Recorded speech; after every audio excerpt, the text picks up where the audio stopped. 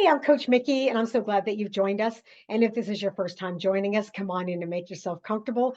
For those of you that join us on a regular basis, I am so glad that you do.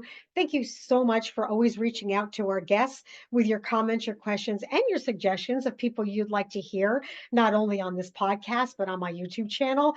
And we have had a plethora of incredible guests that have come on. And I am so grateful for each and every one of them because they always got something to share that I find valuable that not only helps me as an individual, but also gives you a little something that you can take within your life and help you. And today I'm really excited. This is going to be fun because being a gal from New York, and as you know on my podcast on my YouTube channels, sometimes I speak very fast. Sometimes I don't finish a sentence. Sometimes I laugh through what I'm saying. So I am really thrilled to have on today Dimitri, who is a communication specialist. And what he does is he has a mission to help people how to communicate with more confidence and be more competent in their communication. So we're going to have fun with you today, Dimitri. How are you? Hi, Mikki, and thank you for having me as well. I'm doing great today. Actually, it's been a relatively chill day today, so I'm getting things done one at a time. Thank you for having me, and thank you for this wonderful introduction as well. Appreciate being a guest here. Well, I'm thrilled to have you. As I know and I've heard from not only my friends, but also I call my circle of friends here on the podcast and on the YouTube channel. They're like, oh my gosh, you speak so fast. However, I've learned to slow down. I've learned to try to think before the process goes from my brain to my mouth, which isn't always happening. So I've got to ask you, well, first of all, I want to back up. Tell me your story. How did you get involved with this? How did this become your passion and your mission in life to be able to help people to communicate? Yeah, so I've always had this bug in communication. I think because of my environment, I both my parents, I feel, are very, they don't speak the same language necessarily, and so I always had this bug and this curiosity about how people communicate with each other in general. But at first, actually, my background is in more performing arts. So I'm originally Greek, but at the age of just before 18, around 18, I moved to London in the UK, and I studied theatre. I have my first degree in theatre, and then I did a second degree, a master's degree in acting, actually. And then I started acting in London, and I did that for about 5 years. And I really enjoyed it, mostly stage stuff rather than film stuff. But I did a bit of screen as well. And there was something inside of me that felt that I needed more. And it sounds a bit crazy because a lot of people really dream of becoming actors and kind of like making it and going on stage and doing all of that stuff. And part of me had that, but I also felt like I wanted to be more creative. And somehow I felt I wanted to be more helpful in some ways. And so I did a third degree, I suppose, a third degree, another master's degree in voice studies, in communication, vocal communication, basically. And that was a 2-year MFA program where we go into the tangibles of voice, if you like. So physiology, anatomy, acoustics, the science of it, if you like. And also the untangible, the more artistic elements of like voice as a sense of identity and who we are and how we express ourselves and how personal our communication is. And so I did that, graduated, and then I started my practice, and I've been training speakers, I've been training actors, I've been training people I've been training journalists, people who have communication at the heart of their practice ever since. And about almost 3 years ago, I moved to the US in LA, California. And I've been continuing doing my business here, and I've been having a great time doing so. It's been an honor dealing with people's personal stories, and a huge responsibility in being careful and sensitive as I handle them as well in my practice. Wow, that's dealing with a lot of different personalities in an eclectic group. I mean, I'm not just speaking about LA, but coming from Greece, then then to London, and then from London here to the US. So you really have had uh, a grouping of different cultures, different beliefs, different, like you said, dialects. So all that, pulling it together. Let me ask you this: what do you find is the most common thing or common denominator, especially across the board? I mean, regardless of what culture or background that somebody has, that you find is the struggle with communication? Good question. I would say the most common struggles are usually um, manifestations of a very important rule in communication, or breaking that rule. And that rule is that it doesn't matter what you say, but what the other person hears. So if, for example, we're talking about, you mentioned earlier that you're speaking fast, or a lot of people speak fast. Communication happens on the terms of the listener's terms, basically. So fast is not fast to you. Fast is fast for the listener.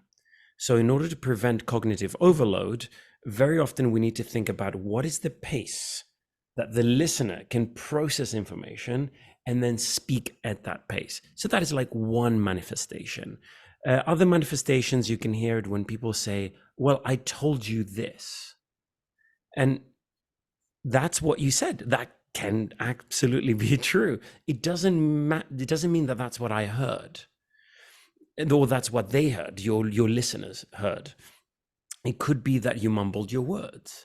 It could be that you explained it in a very convoluted, complicated way. It could be that you were not projecting your voice so they didn't hear it. Or it could be down to them. Sometimes I teach workshops straight after lunch, and all the blood is going straight to people's stomachs and they're not really focusing. They're getting sleepy. It could be that they're overstressed, so they didn't hear it, or they had something else in their minds. It could be there's neurodiversity. It could be that they've got ADHD and their attention is somewhere else. There is so many factors that can give birth to unwanted misunderstandings. And there usually is some sort of manifestation of ignoring or not properly understanding the principle of, it's not what you say, but it's about what the other person heard. I hope that makes sense. Oh no, it makes perfect sense. And I have learned, and again, whether it's been through my coaching or speaking, I have stopped and said, okay, let me repeat, let me see if I heard you correctly. And then I'll repeat what I thought they had said or what I thought I had heard. And I said, I just want to clarify that this is what you meant. And then that gives them the opportunity to go back and say, well, yes, but I meant this, or no, this is what I meant to say. So I give them an opportunity. So as a listener, and that's a skill in itself, is being a good listener and also being able to communicate, is stopping and trying to filter out and hear what that person said, or I should say, listen to what that person said and then clarify it. But as the communicator and the speaker, a lot of times I may follow it up with a question to see if they actually heard the point I'm trying to get across, if they understood it. The other element I wanted to ask you about is, how often do you find when people are communicating that they react instead of responding? Very often. It happens all the time. I actually have a speech on that, on how to get through to everyone. And I'm talking about something very important there that is called the amygdala hijack. And the amygdala hijack was quoted first time by, his name escapes me, but it's the person that actually invented emotional intelligence. And it's a very well documented phenomenon in the world of neuropsychology.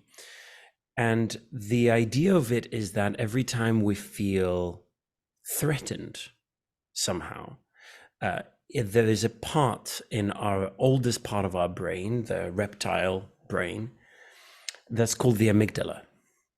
And the amygdala actually comes from Greek. Amygdalo in Greek, it actually means almond because it's almond shaped. It's a part of our brain. And it gets activated every time we feel threatened. So this is when we perceive a threat. Now, the oldest part of our brain is also responsible for things like fight, flight, or freeze, all sorts of automatic processes that we don't necessarily have a lot of direct control over, as opposed to the newest part of our brain, for example, prefrontal cortex, that is responsible for rational and logical thinking. And when we communicate with people, we generally, especially in work environments, would like them to stay in that new prefrontal cortex kind of part. Now, so we want to keep them away from the amygdala. What happens though is the moment someone feels threatened, the amygdala gets activated and it hijacks the conversation and communication. So this is when we see, as you said, people reacting rather than responding because they are on impulse control. They don't have very good impulse control in that moment. They're just being emotional. And the most deliberate, systematic approach to bring them back to some sort of logical, rational way of thinking is futile. So hence why we talk about the amygdala hijack and ways of bypassing that. And a good way of doing that is absolutely, as you said, checking in with the person. One of the ways, of course, checking in with the person where you heard.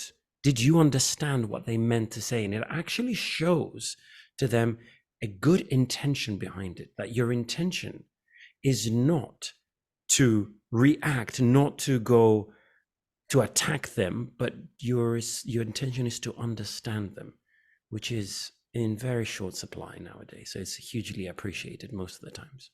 Yeah. Well, and I think what happens is people get so excited about what they have to say because they're passionate about it or whatever they're going through at the time. It's just coming out there and they're not really thinking about what's being said and how they're really communicating to get that across. Well, first of all, when you said the thing about it's the shape of the almond, I'm like, well, no wonder people think I'm nuts. Is what they're hearing. Excellent. Absolutely. Wow, that's a good one. Actually, do you know what? I've never heard of this before as a concept. I don't know. Maybe I'll quote you, but I'm going to steal this to say that's why people are nuts when their amygdala gets activated. Absolutely, they'll behave nuts. Absolutely. Well, it makes sense. So I want to get back to your acting because that's a form of communication, especially on stage, because you have to be very animated. And I know for myself, and I shared with you off air, that when I do a lot of keynote speaking, that people listen or they learn through different elements. Some is through audio, some is through seeing, some is through doing, and some is just, absolutely has to be hands on. So I know as a keynote speaker, when I'm on stage, I said I'm very animated because I want to be able to cover every single one of those elements when I'm speaking. What would you suggest when someone is standing, obviously communicating either with an individual or with a group or like in business? What are the most important things that they should keep in mind when they are communicating with that eclectic type of people to get their point across? So, do you mean generally in business? What should they be keeping in mind? Well, I think like when I'm standing and speaking to a group of people, Group there's of people. people that learn by hearing, seeing, doing, or they have to touch it. But when you're standing on stage, you have to be able to communicate more clearly because obviously they're not coming up and hands-on with me. So Yeah. how would you get across as a communicator, communicating to those different types of people to be able to make it clear on what you're saying to get your point across or to get your message to these people? Is Hmm. there different elements or structures you can do? Look here, I'm not even communicating what I'm trying to say. No, it's okay. It's okay. You're doing great. You're doing great. Absolutely. So, so, um, So the first one, first thing is you mentioned different kinds of people, and I will say generally because of the principle that I mentioned earlier, the first thing you do when you're doing any sorts of public speaking or communicating for that matter, is if you can see how much information you have about the people you're speaking to. So Okay. start conducting some sort of an audience analysis of who they are, because the same message needs to be communicated differently to different kinds of people. This is something that a lot of people in the marketing world know very, very well when we're dealing, for example, with targeting different specific groups. And now, nowadays, social media, a lot of companies have so much information about us, so they craft the messaging to appeal to the way our brain works. So that first thing is how you need to first of all customize your material for the people that you're speaking to, not what you think is best. I say sometimes if you go fishing, the bait needs to be tasty to the fish, not to you. And that's the mistake. We tend to go, oh, yeah, I love this. Let me put some pasta on as the bait, and no fish goes anywhere near it. So again, it's about understanding how they think rather than what you think. But in terms of specifically adjusting your communication for public speaking, I would say specifically one of the two biggest components, just from the top of my head, is one is size. So we need to understand that everything needs to be bigger if you're on stage, assuming that you have a reasonable sized audience. So we're not talking about 5 people, we're talking about more, right? We're talking about 50 or 100 or more. The other question I would ask is my voice going to be amplified? Because if there's no mics, then I need to be projecting my voice. Again, it's size. But it's easy because my voice, the good speakers understand that if my voice is amplified, I don't need to project my voice. So then I'm able to have a conversation with my voice while using body language that suits the size of the space I'm in. And that can be challenging to do at first, but it's a technique that you can be trained in. I would say the other component is that everything needs to be a little bit clearer and a little bit slower, because generally big groups move and think slower. We tend to go, okay, blah, blah, blah, blah, blah, and it's just like, oh, calm down, wait. If you've cracked a joke, you need to wait until they're done laughing before you continue speaking. There needs to be kind of like different, so your time gets distorted, especially when a lot of us are nervous around people. When we're in front of people, we think fast and then we start moving faster, which goes against what we need to be doing, which is actually slowing down. So I would say time gets distorted and space needs to open up. These are the two big differences as you are moving towards public speaking. Well, the other communication skill that I think is lacking is the communication between two individuals. I mean, and whereas the keynote speaking is, and I understand that with the timing and everything else, and that's a great element. I want to backtrack on that and say that yes, I heard everything you said, and that's great insight. But I'm also thinking when people come up to me later on, that one-on-one communication, or even just in a relationship, or a communication between you and your significant other, or even communication between you and your children, it really has the same type of element because you need to stop, think about what you're going to say to be able to communicate it in the direct aspect so they understand it and hear it correctly, or take into consideration what they may be thinking or needing at the time to be able to articulate your communication clearly. I mean, doesn't it kind of work hand in hand? Absolutely. And what you're referring to there is called, it's in the world of interpersonal communication. Interpersonal means basically two people talking to each other. And I would say, yes, we need to think clearly before we speak. I also want to say, as a coach, I live in the real world rather than the world of theory. And I would say it's also unrealistic to expect everyone to think very carefully before they open their mouth the whole time, 24/7.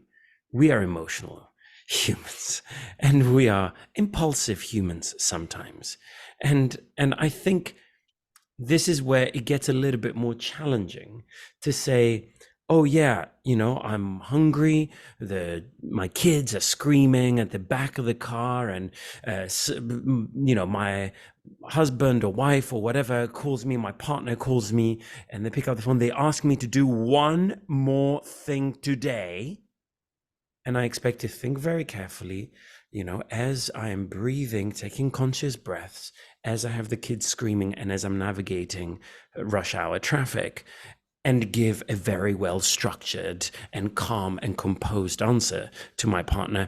It's a little bit unrealistic. So this is when we start moving, I would say, from interpersonal to intrapersonal. And intrapersonal communication is the communication you have with yourself. And in that moment, it's important that after you snap, because you're likely to snap, let's be honest, after you snap, to kind of go back and say, hey, reflect within yourself and go, I didn't handle this very well. And then based on your principles, your morals, who you are, you're going to act accordingly. Either, for example, share it with a person to say, hey, I'm so sorry. That was not okay. I'm realizing this now. Like, can we build a bridge? I understand that was not okay. Or if you have different principles or something else that you may choose to hide it or whatever, continue as if it is not happening, brush it under the carpet, being scared of the other person's response, whatever it is, you take the appropriate action, whatever it is for you. But it's important to also understand that, to live in the real world and understand that this is the theory. Yes, absolutely. And there's a chance that in our everyday life, we'll fall short of that, and we need to be kind to ourselves rather than getting a whip and start whipping ourselves, going, oh, I didn't do that. It's okay. Like, all of us go through this. I go through this myself. Like, I also have arguments, and I also misbehave, and then I go and apologize, and it's okay. Oh, yeah. I mean, that's just human nature. We're going to say things that we don't mean based on like you said, that emotional pressure cooker. When you're, like you said, you're at your last straw and you're like, oh, I can't take one more thing. And you're right that it comes back down to your values. But I would say the majority, I mean, in looking at just as a blanket type of thing on an everyday occasion, taking out the stress or just communicating, whether it's with your family or coworkers, the key elements to communication, and I'll give you we got about another 5 minutes. So why don't you give us kind of maybe 5 steps or 3 steps, or how many you think that people could take away that says, okay, this is something I could work with today that could help me to communicate what I need to communicate with my spouse, my coworkers, or whatever. Good. In interpersonal communication, would you say, or public speaking? I'm gonna personal Interpersonal. Okay, good.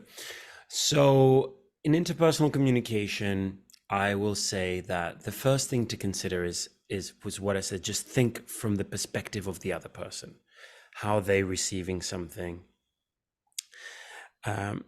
The second thing is, as you are speaking to them, notice what their reactions are there and then. Have they lost interest? Are they looking at their phone? Are they looking away?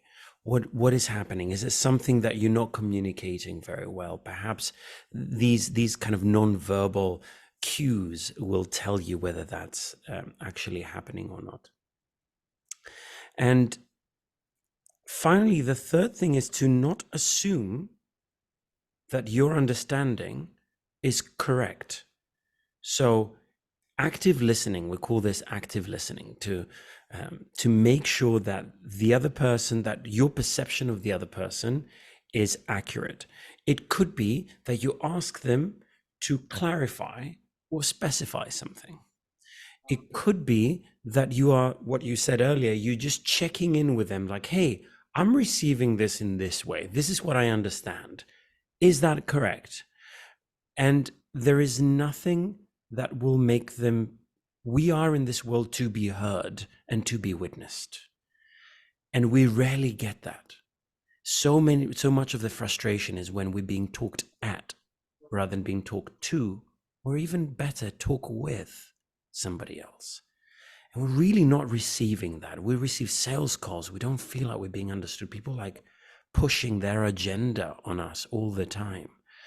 And you will be so valued if you're beginning to think of the other person and listening to them and understand them and speak from an honest place, that you will be so valued straight away that you will also begin to forge more meaningful relationships, whether it's with your colleagues or people in your personal life. Thank you. That was that was great because a lot of people don't understand that. And I think if they take those steps, it's going to change. It changes everything because I really think relationships fall apart and the basis is communication. Either Absolutely. they're not expressing what they really mean, they need, or, again, like you said, listening, and having that. And it's a two-way street. They always say, communication's a two-way street.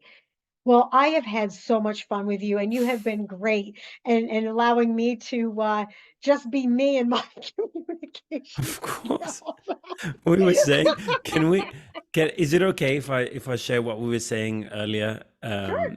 Yeah, before we started recording, we kind of mentioned like, hey, I'm from New York and I speak in this way and all of that. And I said like we should not have one specific way of communicating with each other. It is important for everyone who's listening to understand that it's okay for the personality to come through as they communicate. I'm not advocating for all public speakers or all speakers to sound exactly the same. It would have been a very, very boring world. So, of course, have the audience in mind. But it's so important that you and your personality also shines through when you communicate. It's so valuable. So, absolutely. Sorry for taking that extra time. I just thought it was important for No, people to know I'm that. glad you did. I'm glad you did because I think what you offer is very important. And I want everybody to know, please, please, please reach out to Dimitri. All the links are going to be down embedded in the podcast if you listen to the podcast, but also they'll be embedded into the YouTube channel. And I want you to reach out to him because I think his insight and what he has to offer is very valuable, whether you're doing it for business, whether you're doing it personally, or even just a couple tips on to learn how to communicate and listen, even for yourself. It's going to make your life so much better. And I always wonder too, Dimitri, how much do we miss out on because of our listening skills? Or we're so wrapped up in what we want to say next in our head that we didn't even hear and we missed out on something so valuable and so important. And that's going to be another podcast. I got to have you back for that one Another because time, I'm yeah. sure that's another whole thing. Exactly, exactly. Thank you so much for having me as well. I mean, you've been a great host. It was so easy to just go on the fly and just ask these questions. It was great. I was having a conversation. Really enjoyed it. Thank you. It was fun. Thank you so much. So thank you for you guys for being with us. I am so grateful that you are here. Please, please, please reach out to Dimitri. Again, the information's down in the links. And I love the fact that you guys communicate not only with me what you're looking for, but also the suggestions on who you'd like to have on. So until then, remember the most courageous thing you can do is be yourself. Until our next podcast, we'll see you.